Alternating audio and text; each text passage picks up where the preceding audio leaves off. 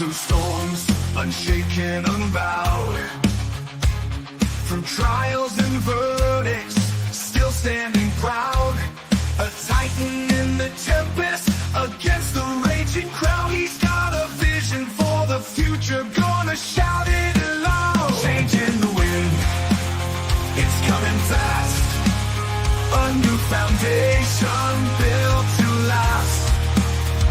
Cryptocurrency's the key, make the big switch, power to the people, time to teach the rich.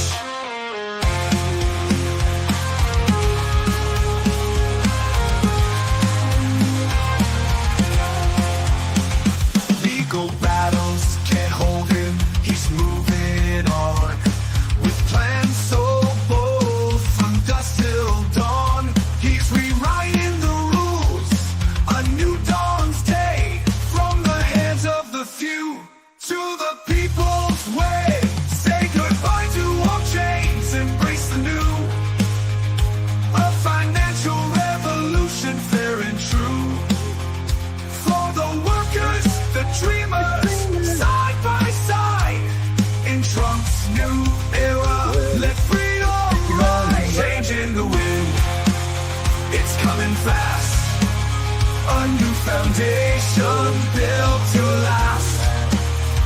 Cryptocurrency's the key, make the big switch, power to the people, time to ditch the rich.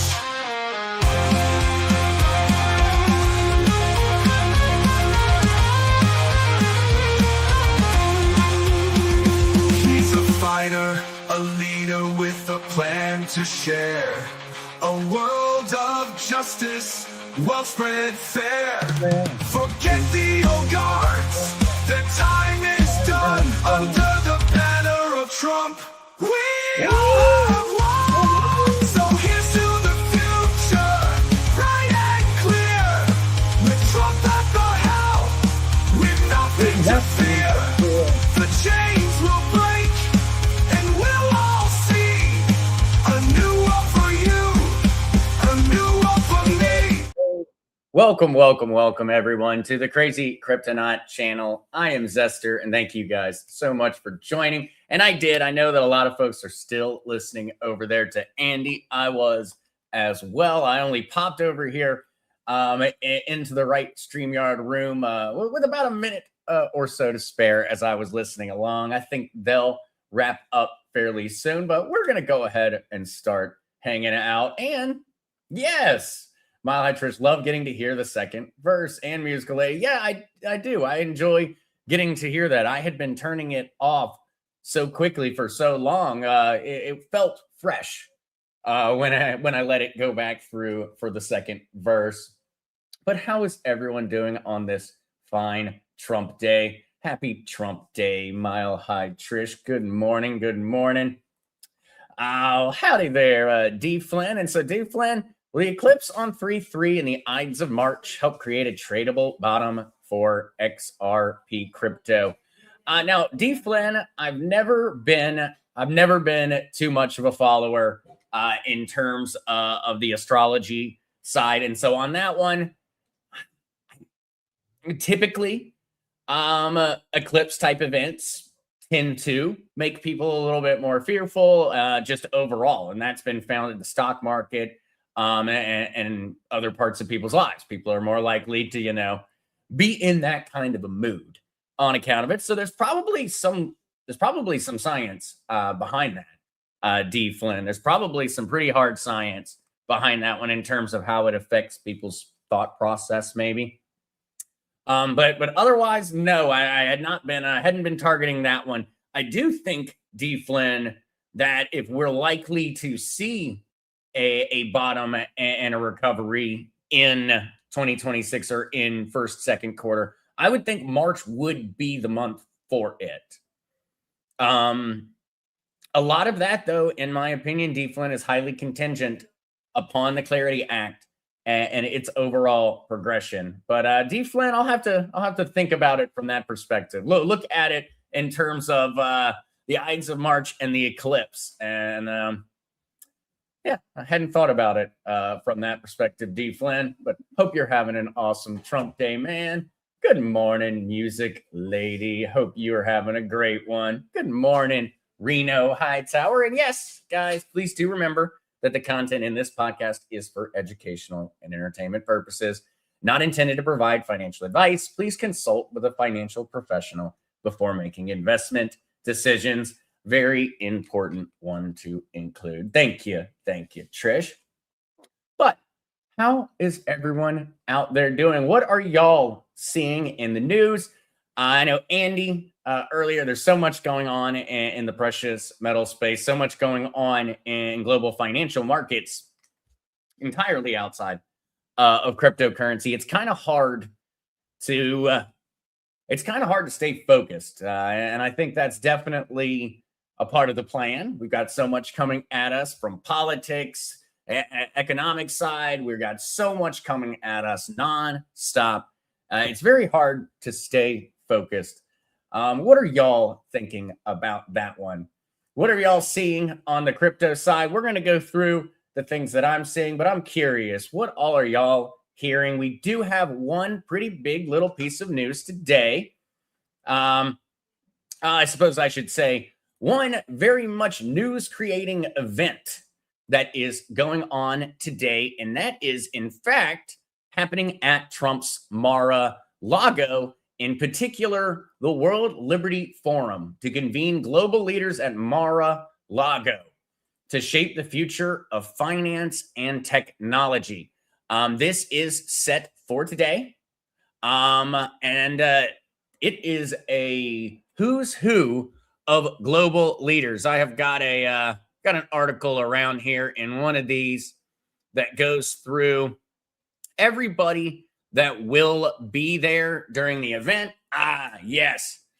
Project Forum at Mar-a-Lago be attended by executives from Goldman Sachs, NASDAQ, Franklin Templeton, among many others. There's a few politicians that will be attending the event, but really the big names in the banking and financial sector that will be at Mar-a-Lago for the World Liberty Financial event today. I highly expect that we're going to get some news out of this. And in particular, I wouldn't be surprised if we don't see a Trump family member come out and have a fairly large announcement during this forum, especially with what's been going on in the crypto markets for the past 2 months going on now, primarily the entire beginning of 2026. I'm kind of expecting to hear from a Trump himself or a Trump family member today at the crypto event, maybe talking about what's been going on in the cryptocurrency space. And so this is going to be a big one of the day. I'm very much looking forward to it. I don't really expect to hear anything crazy coming out from World Liberty Financial themselves. But who knows? Could very much be surprised. World Liberty Financial, the Trump-backed cryptocurrency, or well, the Trump kids-backed cryptocurrency, I suppose I should say, does say that they have quite a large announcement coming during this event. But what that ends up coming out to, well, we'll all find out together probably later today. I'm not expecting much from World Liberty Financial, but I do think that we might see Trump take advantage of having a crypto event in Mar-a-Lago to come out and say a little bit about his feelings and where he's thinking the crypto market is going to go, considering that we have reached the point where when we pull up some charts, and I think this is something that matters to Trump. I think that this is something that in Trump's mind is quite upsetting, something that Trump does not like. And that is when you pull out the chart, we have wiped away essentially all gains that have occurred since his election. And so we are actually below Trump coming into the presidency in regards to the cryptocurrency markets.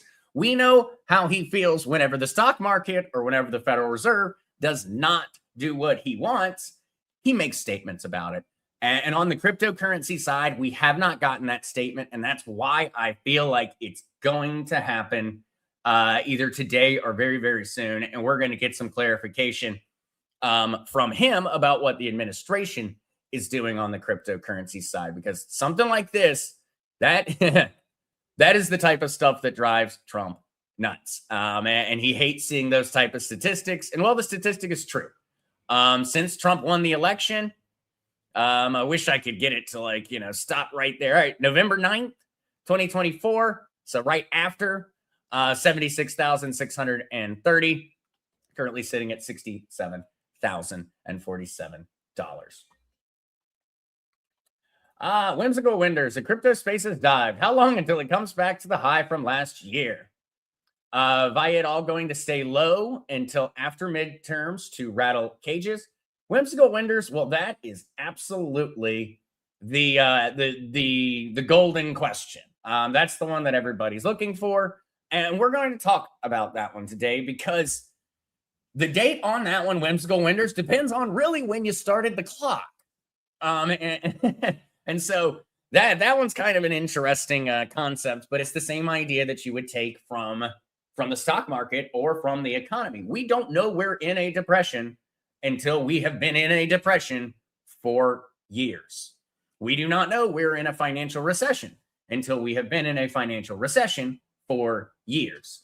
Those things, essentially what they do is they come out and they say, hey guys, turns out last year, actually we were in a recession. Same idea essentially occurs here in the crypto markets. And the reason that I say that is because typically major crypto bear cycles have lasted about 1 year, typically. And so when you start taking numbers like that, that's where you start kind of drawing that, okay, what date are we starting the 365-day countdown from? History says 365 days to the bottom, but this Bitcoin cycle may be different. And so Bitcoin, of course, we saw the prices sitting around 67,000. Tech and crypto both remain very much under pressure. Bitcoin has fallen about 29% over the past month, sparking debate about whether the downturn is nearing a bottom or has further to run. Coming from some analysts, I believe that Bitcoin has already capitulated with that big move from 100K down to 60,000. Back to hearing that capitulation word. That's a big word in the cryptocurrency space during bear markets or crypto winters, because often that is viewed as being the overall signal that we're able to see in hindsight 2020. And so looking at that, Whimsical Winders, that would be very much the question. Where are we at in that 365 days? Some analysts are arguing that we're essentially already there.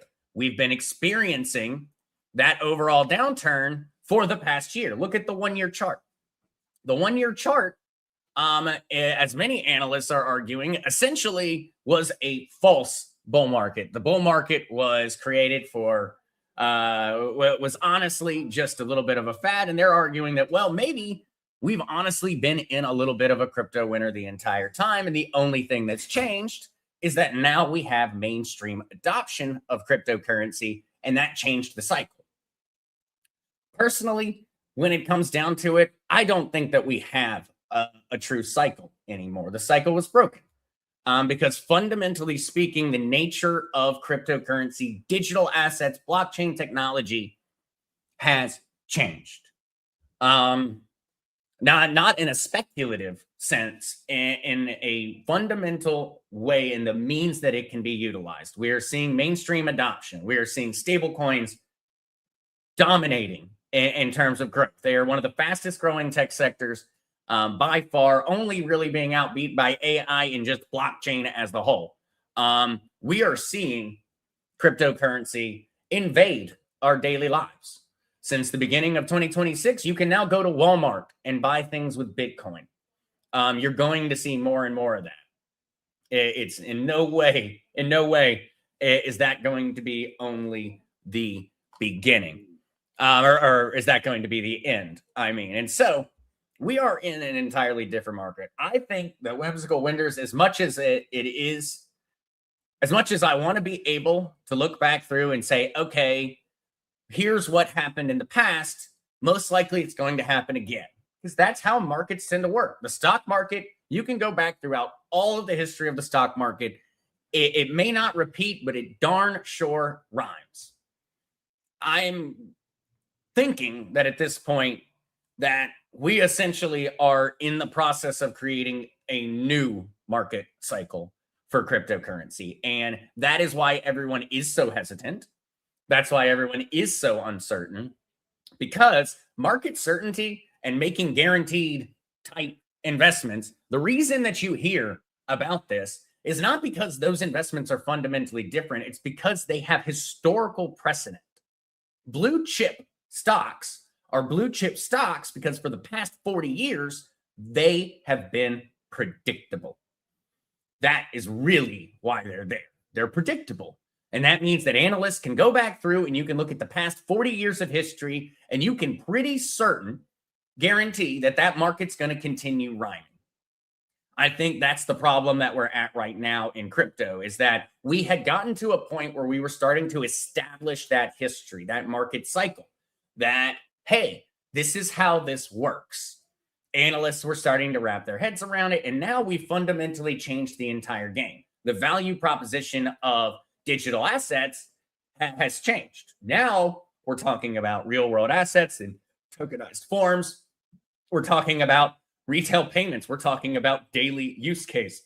We're talking about amount of traffic, how fast transactions can be completed. And now these blockchains are actually having those many transactions be completed. In the past, XRP used to, and all the other cryptos would advertise 10,000 transactions per second. Well, that's great, but you don't have 10,000 people trying to send a transaction per second. And so it really doesn't matter how fast you say it is if it's not being used that way. All of those things are changing. You know, these blockchains are now seeing massive, massive daily volumes, transactions pushing through them. We're beginning to be picked up by different governments. Tons of corporations now have strategic reserves.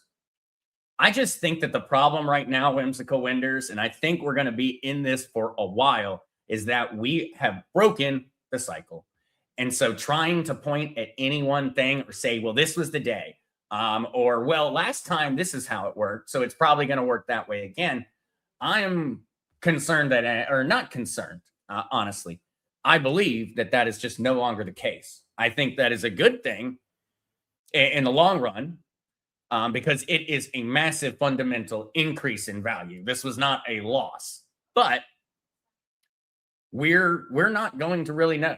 We don't really have any type of precedent to point to. And I think that is going to create an insane amount of uncertainty.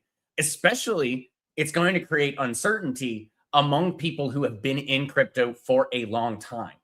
And I think that that is, in all honesty, the biggest reason we are seeing this downturn.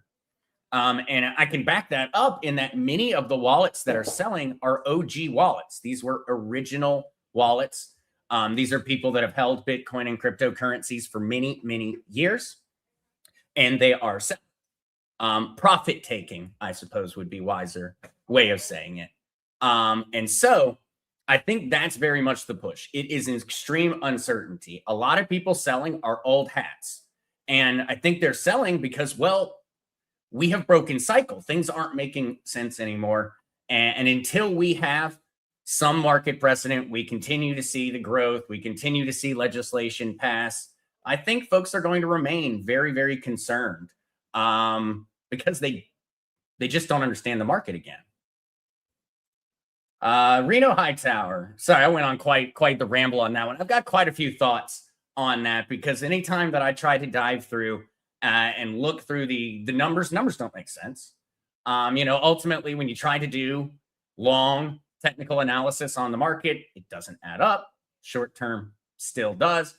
When you go around and you try to find differing opinions, different thought processes, I've yet to find one that will not admit themselves that they really don't know if they're right or not. But Reno Hightower, the truth is Brad Garlinghouse is now an old man. Hearing Ripple to last seems like 20 years. When is it time to get off the pot? Reno, that is going to be something that's going to always be very concerning about these corporate led blockchains. And so XRP Ledger is run by Ripple Labs. It's a company. They have investors. You can call them if you had their phone number, I guess. And that means that ultimately there are humans that are a part of it, and those humans eventually are going to pass it on to new humans.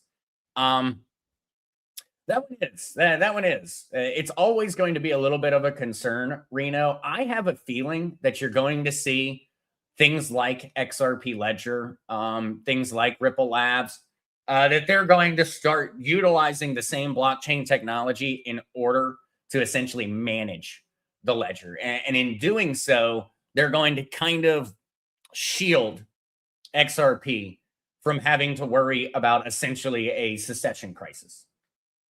But that's a good one, because think about Bitcoin. If one person passed away or decided they just weren't going to work on Bitcoin, it doesn't matter.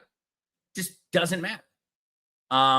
Same thing with Ethereum. Ethereum maybe less so. They do have the Ethereum Foundation, and there is kind of a central organization that operates on it. So maybe it's not the best of them, but Bitcoin in particular would probably be the best example.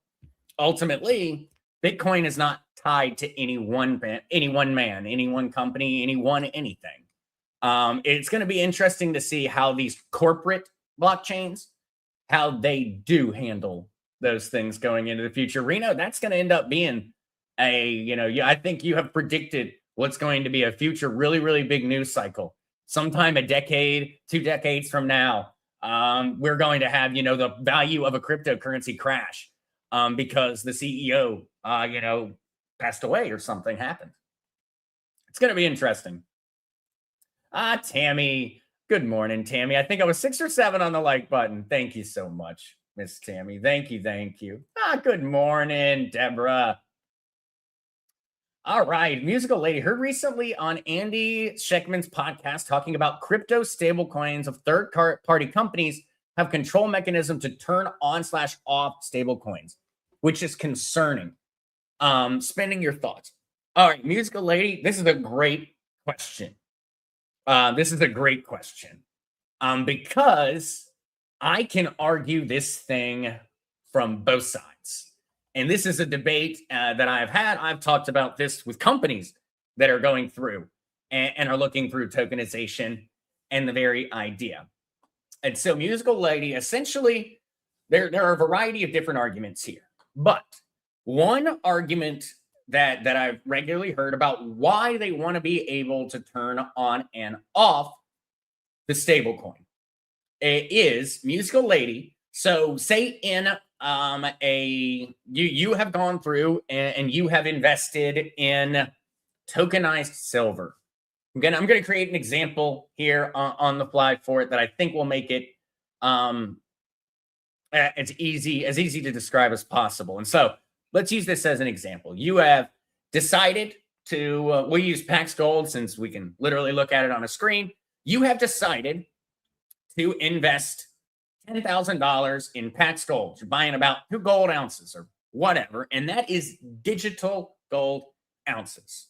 Now, you are going out there and you can then take that Pax Gold, take your tokenized gold. You can go out and say, earn a return in gold. You have liquid gold. You're able to utilize all the advantages of digital gold, of digital precious metals. It's immediately liquid. It could be utilized to buy things. You could just go to the store, buy a TV, using a bit of your gold ounce and essentially pay for that TV in literal gold.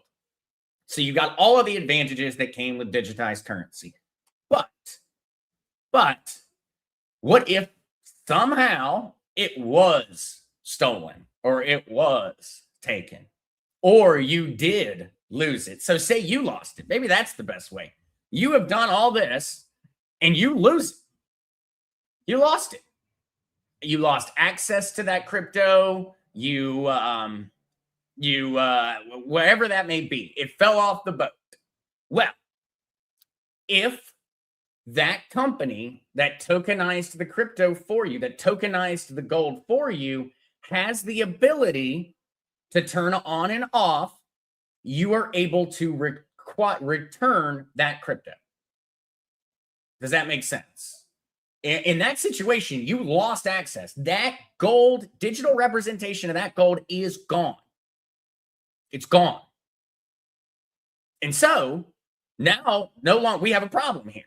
You've got 2 gold ounces that are sitting inside of a vault, but you don't have ownership over them anymore because you lost it.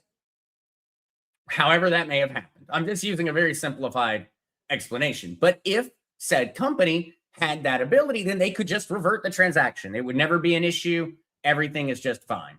If someone say, I don't know, you are getting a divorce, and in that divorce, it's toxic. Somebody decides that they're just going to clean out all of the crypto, all of your gold-backed crypto. They're going to send it to some other wallet and essentially have stolen, your retirement and what you were going to split up. Well, here you go. The company can revert that transaction. And so this is a safeguard, a safety rail that is being debated massively in the tokenized space and in just the crypto space in and of itself. But the idea and the reason behind that is it is that virtual guarantee that they can just turn back the clock on a mistake. Now, that has led to a lot of people saying, well, yes, I think that's a good idea. That's safer. But ultimately, it comes with a negative. That also means that the company could utilize that ability for bad reasons. Now, something for everyone to know, just so everyone out there understands this. A cryptocurrency, when it is placed onto the blockchain, when a blockchain is released in that form or fashion, at least in the case of Bitcoin, Ethereum, and all the other ones, what you can go in and do is you can see, can they turn it on and off? And so this is transparent. We are aware of the crypto companies that can turn it on and off. Guess what crypto company can turn it off? Ripple Labs. XRP is absolutely a safe rail enabled blockchain. They can turn it off at a moment's notice. Absolutely, they can.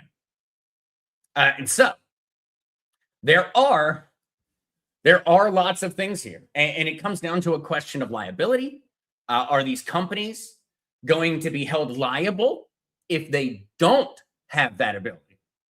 So say a crime is committed on your blockchain, but you can't revert that crypto. You can't fix that problem. You can't turn off the spending of a terrorist group. And so, Musical Lady, there's a terrorist group that is out there using XRP to fund its operations. Don't you think XRP is going to be like, holy crap, we got to turn off their ability to spend? And now suddenly this whole conversation about being able to turn on and off stablecoins and spending has gone from my personal rights to a matter of national security. Personally, Musical Lady, this is just my personal libertarian-based opinion. I believe that it should not be enabled. I believe that they should not be able to turn it on and off. But I also see the argument. And the argument's pretty solid. For we need the ability to be able to turn on and off their spending. I don't know. It's a tough one. It absolutely is.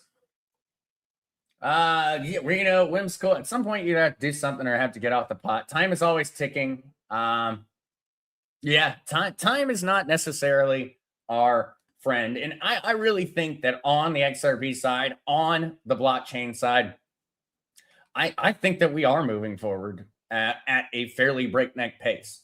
I think the only thing that's really holding us back right now is politicians. When it comes down to it, as we've talked about many times, guys, there's not bad news coming in the crypto space. We don't have bad news that is unique to the crypto sector. We have bad news for the global economy. That's for darn certain. But cryptocurrency, of all the sectors, there probably is not a sector that has gotten more good news than cryptocurrency and maybe artificial intelligence. Those are probably the only two sectors right now that are in that type of space. Yeah, musical lady, the whole world right now, it's just not making any sense, truthfully. Right now, not just crypto. Absolutely. Absolutely, musical lady. We are in a point of not just financial change, we are in a societal shift. We are watching the global, we're watching the globe and the interactions between nations, how we live our lives. We are watching everything go into extreme flux.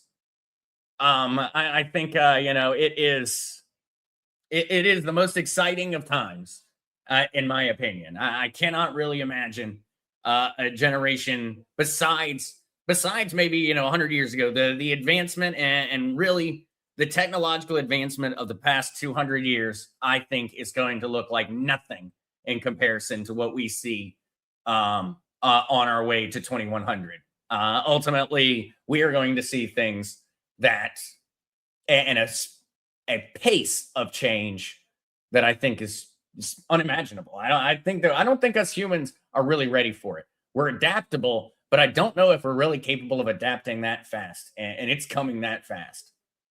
Oh, LG lady, hello everyone. Sorry I've been MIA. No worries, LG lady. I hope you have been doing well, and we're happy to have you.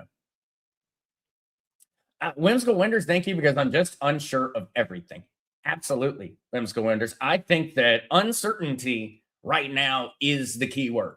And I don't think that uncertainty is in any way an unfounded feeling.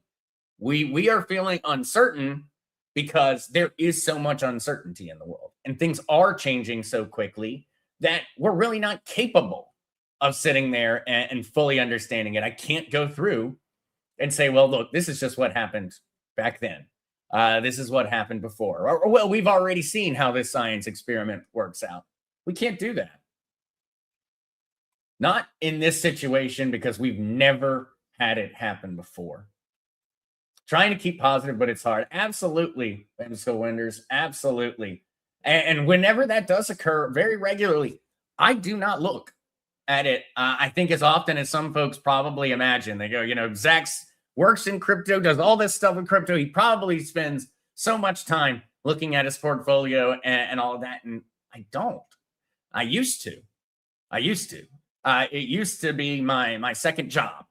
Was literally staring at numbers and staring at those screens and trying to, I don't know. I guess we think that somehow if we stare at them long enough, we can make them change, or we stare at them long enough and like a beautiful mind situation will occur and we'll suddenly go, the date is November 7th. If I just put all of my money into poop coin on November 7th, I'll be a billionaire. I don't know, but I know that it's something that I have done. And I know from talking to folks that it's something that everyone has occur in the process, whether that occurred in the stock market, whether that occurred at Las Vegas, or whether that occurred in crypto. It is human nature to feel that way and to act that way. And so you just have to. Same, Andy was talking about it on the show earlier. Andy was talking about it as well. Emotion is the enemy when it comes to investing, and we're emotional creatures naturally. And so it's very difficult for humans to invest. It's not a natural thing for us to do. It's a fairly unnatural thing for as a human. Ultimately, we understand the idea of delayed gratification. That's obviously something that human beings understand quite well, but we still don't like it. But we understand it. When you throw uncertainty into delayed gratification, you could probably look at Pavlov and his dogs and the reward versus treat ratio and how they responded to the idea of uncertainty and delayed gratification. We're not good at it. And so, no, you are not alone, Whimsical Winders, and anyone else out there that's a hard time with it. You're not alone. It is beyond normal. If you were not worried about it and you were not having that response, I think you need to go talk to somebody. That would be the more concerning thing. Would not being worried about it. Musical lady, exciting and scary times both. It's like we are pioneers like our ancestors were right now in this exciting time. We are pioneers into a whole different type of danger and understanding. Yeah, pioneers into the new digital world. In all honesty, very much could be pioneers into the beginning of the first interplanetary colonization. We will easily we will in all honesty most likely get to sometimes see, not all that far off, the idea of a multi-planet species. It's kind of crazy to imagine that that's possible in the next 20 to 30 years. That it would be absolutely imagine the idea. Imagine how exciting it was when folks were colonizing the new world. Millions and millions of people risked their lives. Millions died in that attempt. What is the space race gonna look like? I don't know. There's so much coming.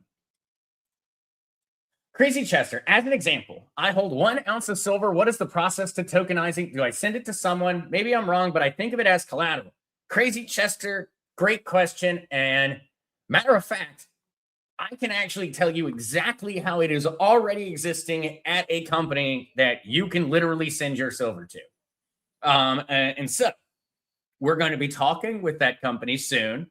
But I'll just go through and tell you essentially exactly how that works. And so, Crazy Chester, there's going to be other ways that this is done. This is just one way that this is done. But what you would essentially do, Crazy Chester, is you would go and you would say, hey, I'm Crazy Chester. You are, the company. Kinesis is the company we're going to be talking with, and they do this already. And so what you're essentially going to do is you're going to say, hey, I've got 1 silver ounce. What will you give me if I let you tokenize it? Or I would like you to tokenize it, and then I will have a digital representation of it. But essentially, the way Kinesis is already working, as one example, is you take that ounce of silver. You would then say, hey, I'm going to send you 1 ounce of silver. You're going to put it in the bank vault, and you are going to issue me a blockchain representation saying, hey, Crazy Chester has 1 silver ounce sitting inside of our vault. Now, you have that 1 silver ounce. That represents the ownership of that silver ounce sitting inside of that bank vault. That bank vault is regularly third-party audited, and because of the blockchain, every single time it has got to be beyond exact. There are exactly as many silver ounces in that vault as there are digital representations. This is way easier than it sounds because it really is that simple. If there are 500 silver ounces, guess how many tokens exist? 500. If there are 1,000, there are 1,000. If you, Crazy Chester, say, hey, I want my physical silver ounce back, what happens? You receive the ounce, your token is deleted. So you send them your digital representation. And so you receive your silver ounce back. Now there are 499 silver ounces. There are 499 silver ounces in the bank vault, and there are 499 digital representations of those silver ounces in that bank vault that are just out there circulating in the world, doing things, buying things. The silver's not moving, but the ability to claim that silver back out of the vault is moving. And so that would just be one example of in and out. Now, while it is a digital form, Crazy Chester, you can sell it. You can trade it. You could loan it. You could provide collateral with it. You can do anything you want in order to earn an income with your silver in its digital form. And you just are able to. And if you don't want the silver ounce back, but you want the spot price of silver, you would just immediately sell the digital silver to someone else. When they bought it, they would then be the person who could go to the bank vault and claim that 1 silver ounce from it. And you would immediately have your cash. No paying premiums, no having to find a coin shop, no haggling. You would pay spot, you would receive spot price for your silver. And so think about during this most recent massive silver increase. How many people managed to sell their silver at $120? Not many. But in a tokenized market, you would have been able to essentially click that sell button at any point in time. As a buyer, you would have been able to go in and buy silver without paying these crazy premiums the entire way up. As the market went up, you could have been buying, market dipped, you could have bought. It benefits both the provider and the consumer massively for it to be in a digital form. And so that would just be one example of how it could be done. Now, other ways that I think it's also going to be very much to our benefit, Crazy Chester, is we're also going to be rewarded just to tokenize. And so one thing that that I've been seeing out there is what they're going to say is they're going to say, okay, we just want your liquidity, your precious metal liquidity. And so what they're going to offer is they're going to say, hey, all we want is we want you to send us your gold and silver. We're going to tokenize it, but we're going to actually do two different tokens. One token that's for you because you actually own the silver. And that token is going to be a representation of your earnings over how that silver is used. And then the other token is going to be sold to another consumer. And that is what's also going to start happening. And that's what I think a lot of us folks that do hold these metals are going to benefit the most from. Because then we are going to be paid as if we were the bank. Now, at any point in time, we can go back and we can say, hey, we no longer want to loan our gold and silver to you. We no longer want to provide it to you for liquidity, for you to be doing all these things, yada, yada, yada. In which case, we'll then be able to get it back out in a physical form. But otherwise, we will essentially be able to say, hey, we've got it. We're the ones that have these real, physical precious metals. I'm going to give it to you. You are going to tokenize it and give me a receipt. And then you're going to go out there and that silver, digital silver, is going to go off and companies are going to use it and people are going to use it. Everything else is going to happen. And I'm going to earn a return off of that silver in perpetuity. There are so many ways that this one works out, Crazy Chester. I have seen already to this point through my research, half a dozen entirely different processes of tokenization. But Crazy Chester, very soon, I think you're going to start seeing much bigger, very large institutions that are going to start facilitating this process. And the important thing in it is going to be transparency, third-party accountability, decentralization of vault locations. There's a long list of things that are required to make this work, but they're already achievable. And they are very, very, very close to a lot of the state sovereign funds that were described in the Bitcoin Act, where they talk about the decentralized nature. They talk about the third-party auditors. I think that's one where I think that one's one where the solution already exists for the future problem. Oh, Gail Easters. I'm sorry, but I'm very old and I don't understand how to transfer my XRP from Coinbase to a cold wallet. Oh, Gail, welcome, welcome. Thank you so much for joining us. And I bet that we can help. I do have some videos that go through that process. But also, Gail, I would definitely ask lots of questions and come join us on the streams. Number one, Gail, start with something small, but I bet that we can get this handled together, Gail. But yeah, I think Mile High Trish is already asking you some great questions. Oh, you don't know how to get a cold wallet. That is what I need help with. Gail, on the cold wallet side, and so I always tell people, cold wallet, you don't go buying a cold wallet until you have enough crypto to put in it. A great example would be if you just got a job for the first time and you never had any dollars in your life, you don't go buy a wallet first. You get some money in order to put in the wallet. Kind of the same idea here, Gail. First things first, you don't go worrying about a hardware wallet until you have enough to put in it that you're concerned about losing access to. If it's just $100, I don't know if I'd be worried about buying a $60 hardware wallet. But for every person, that number is different, Gail. I keep a couple $100 in exchanges. I don't worry about it. I know some people that keep far more money. But ultimately, that would be the first thing is, Gail, once you've gotten enough that you're afraid to lose it, and don't go telling us or anyone how much you have, by the way, Gail. I should have said that at the beginning. Never tell anyone how much crypto you have. But you would go to, and I actually have a link in the description to a Ledger. Ledger hardware wallet is a hardware wallet service. You want to make certain you buy directly from the factory. That way, nobody can mess with it. And so you'll want to go and you'll want to get one directly from the factory.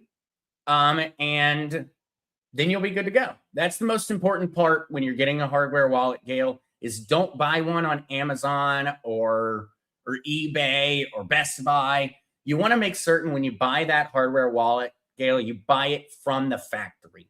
That way, no one can have messed with it. And so that would be the first step, Gail. Check out some of those hardware wallet options.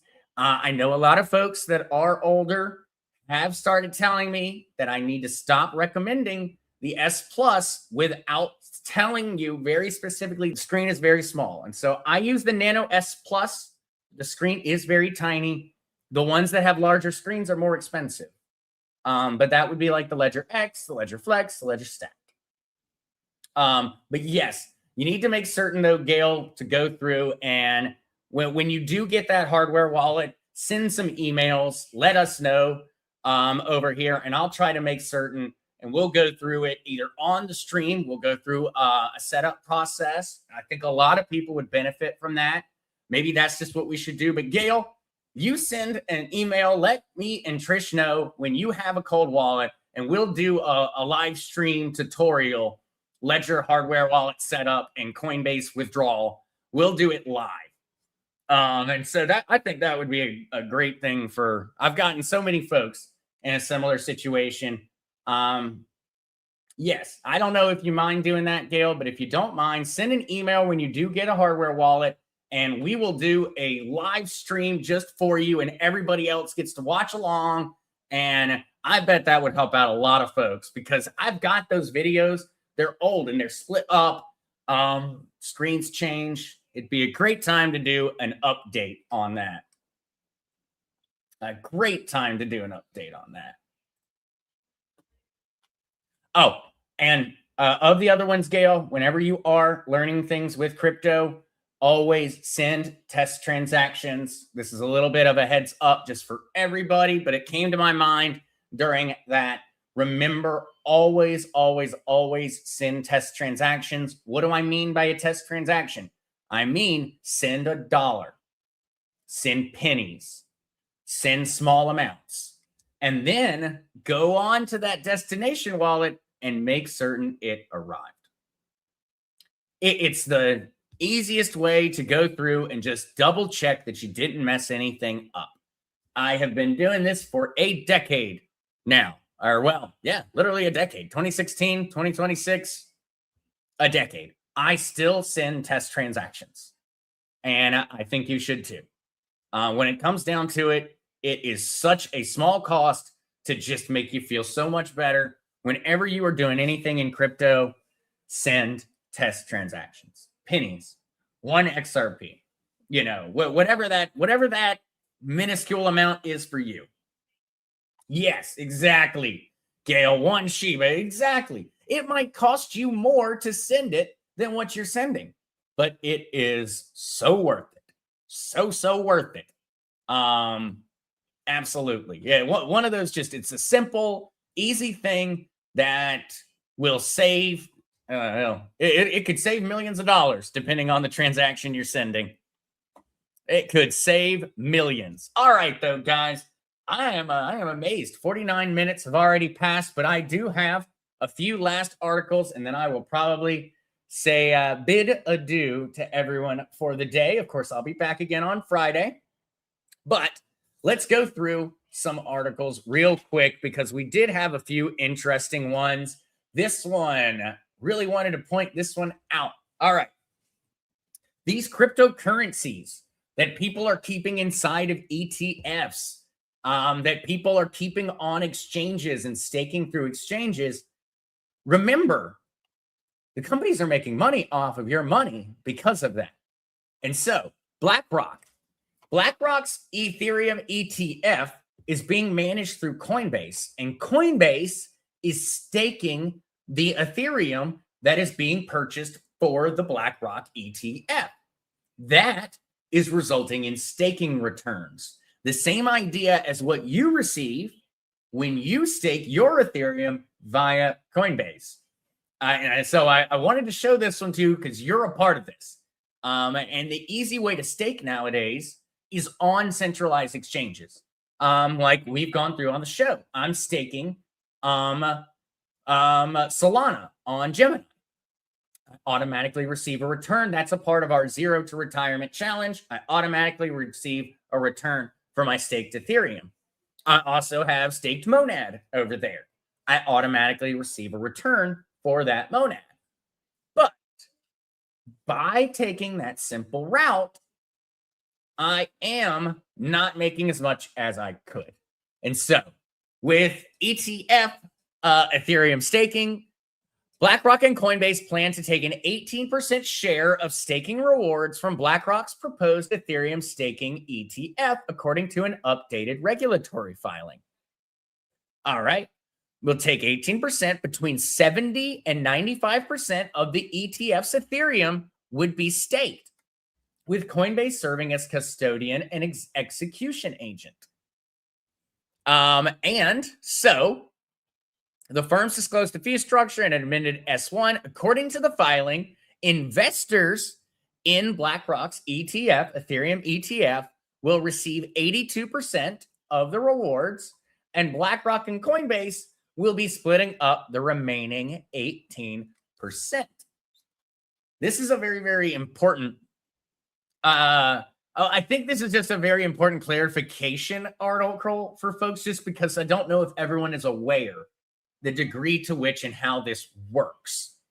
When you're putting these cryptos into staking through platforms, and so say it's an ETF that's staking, say you have crypto on Coinbase and you're staking it through Coinbase, you are essentially handing over a portion of your interest for simplicity's stake. It's easy. They're in charge of it. They have to manage it, yada, yada, yada. Are they really having to do anything? No, but they're getting to take a cut.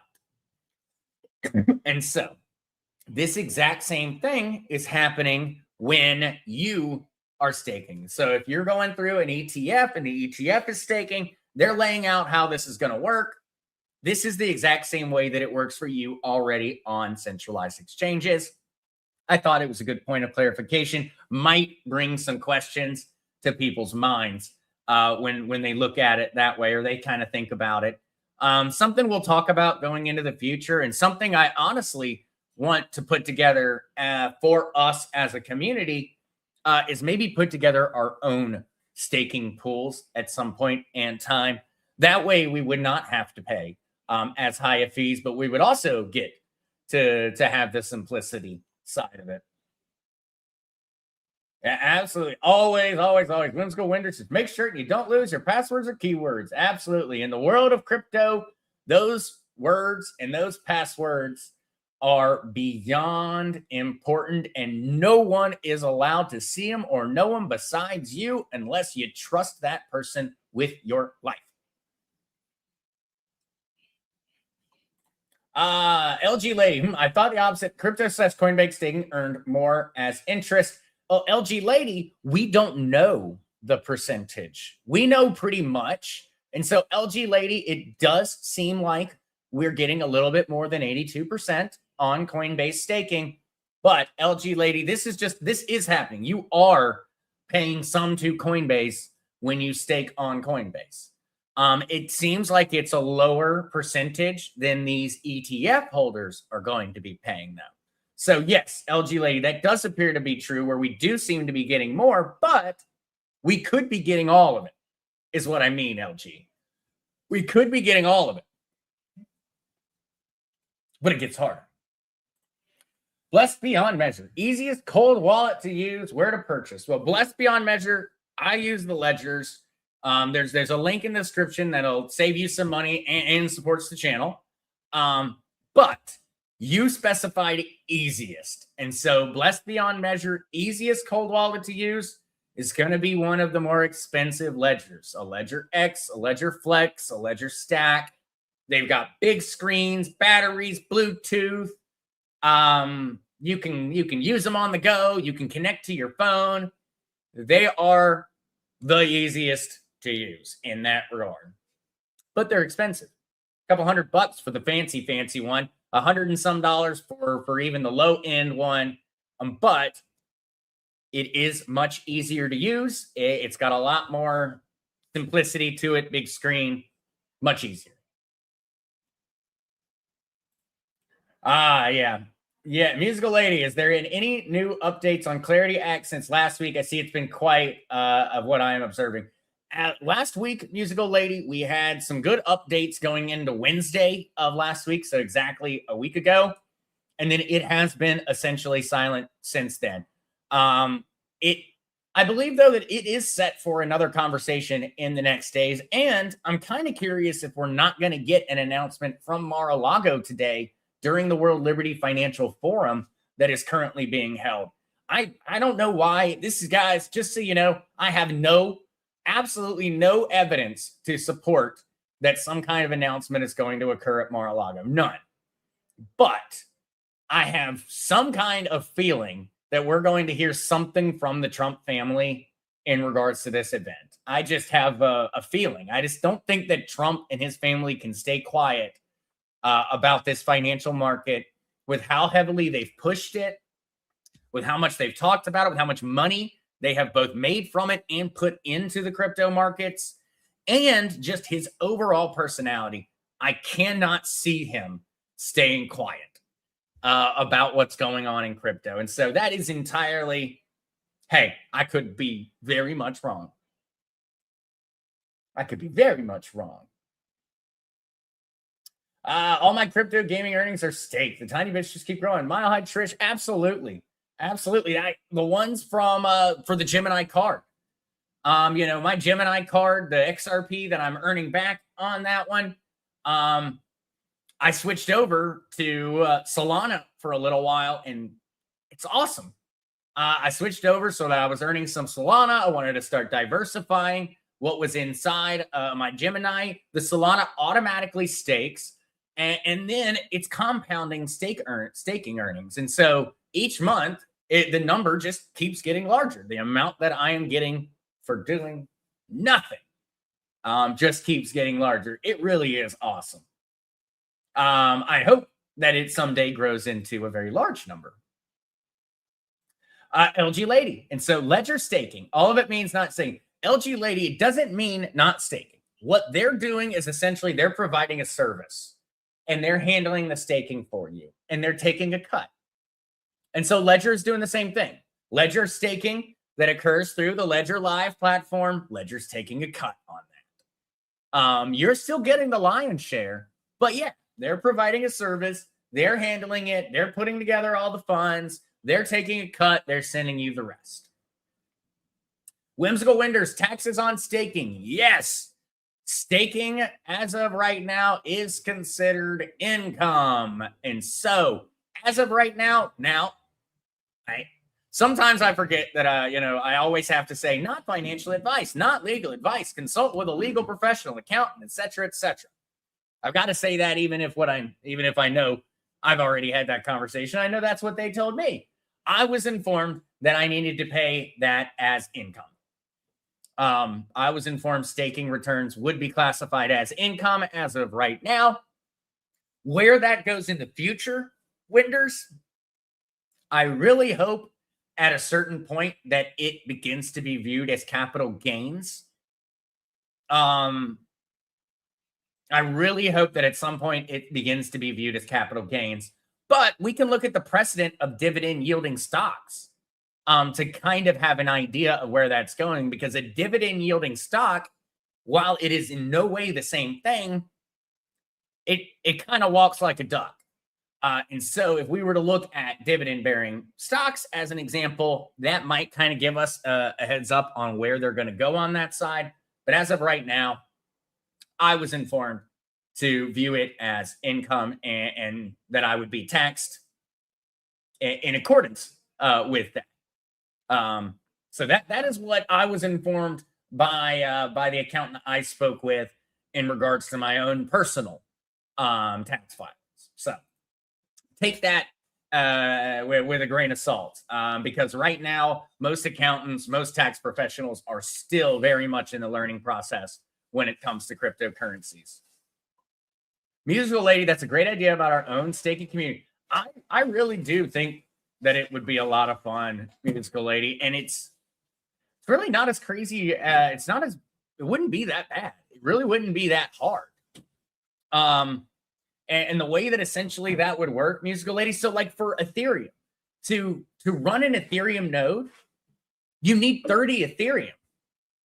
30 Ethereum is worth about $60,000 right now to start your own node. And in that case, you are actually like a mining validator on the Ethereum network. You are official. You run your own. You collect all of your own interest. You don't pay anyone anything for your staking node besides yourself. But that costs 30 Ethereum. What we could do is we could create a fund where everybody essentially threw in, everybody got, once we hit 30 Ethereum, our node would go live and everyone would receive their allocated percentage of the staking pool. I think that would be really, really cool, because then everybody kind of gets the benefit of not having had to physically manage it. You get the benefit of not having to have 30 Ethereum, because I don't have 30 Ethereum to put in. And so you get to crowdsource that. And then we get to set the percentages, because there will be costs to run it, but they won't be 18%. We could run it at like a 5%, where like 5% was going to actually keeping the pool healthy, keeping the validating node run, paying for, website or anything that was necessary. We could do it with a much smaller percentage, and we would be able to rest very much at ease knowing that, no, our community runs it. There's no way somebody's going to come take it. I think it would be cool. Are Coinbase cryptos on the blockchain? Gail, yes, the Coinbase cryptos are on the blockchain. But when cryptos are on an exchange like that, Gail, you do have to remember they're in Coinbase's account. And so they're not in your account, Gail. They're in Coinbase's account. And Coinbase just knows how many of them are yours.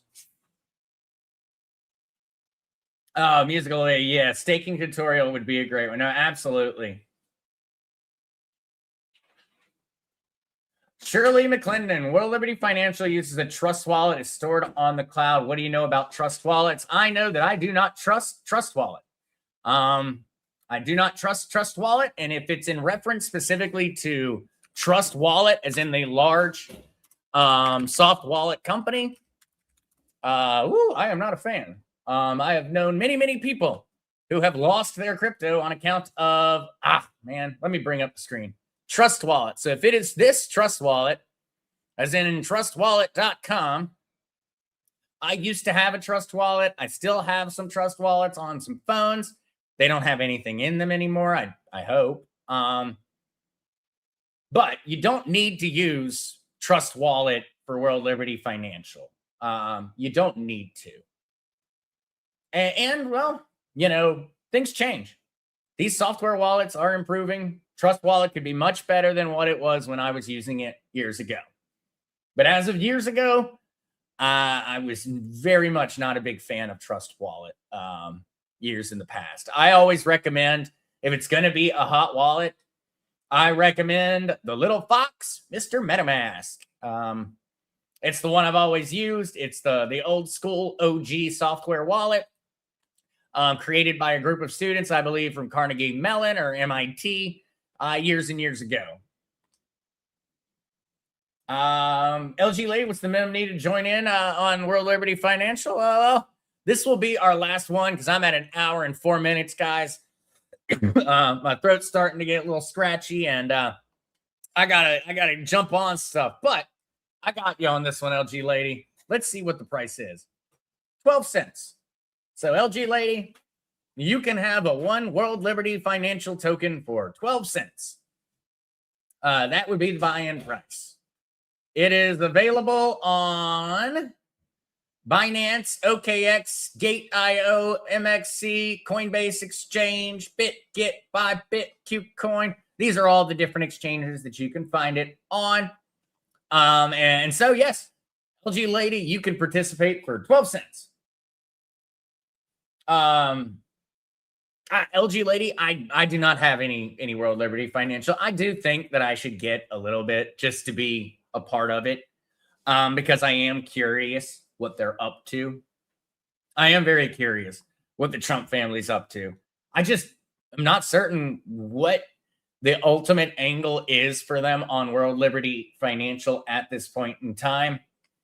I think essentially that they're as they did at the very beginning. I think that it's a little bit of a distraction show. I think World Liberty Financial is focused on something it's not talking about.